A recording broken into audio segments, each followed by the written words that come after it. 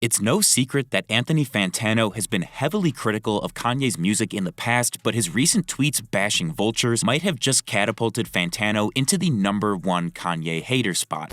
I love leaking!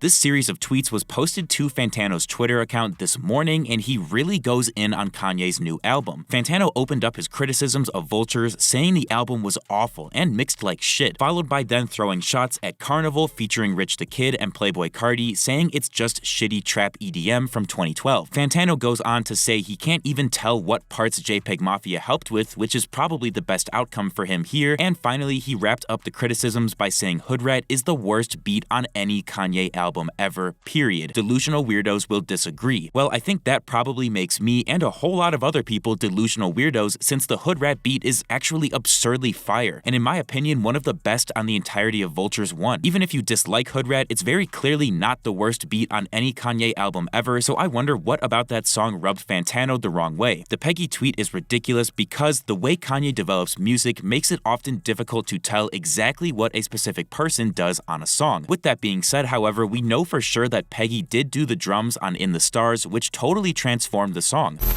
I cash out, we finna go where the stars at, and beyond that, this that rip up the contract, fuck all that. I cash out, we finna go where the stars at, and beyond that, this that rip up the contract, fuck all that.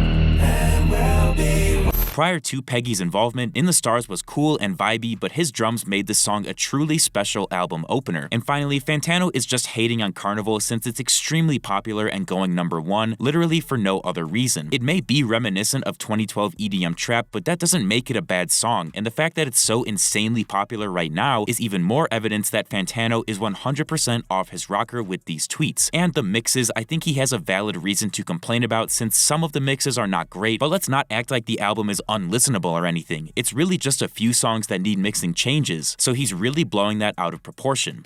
Earlier today, we also got another new part of the Don Toliver, Cardi, Ty, and Dirk snippet that features more of Don's vocals.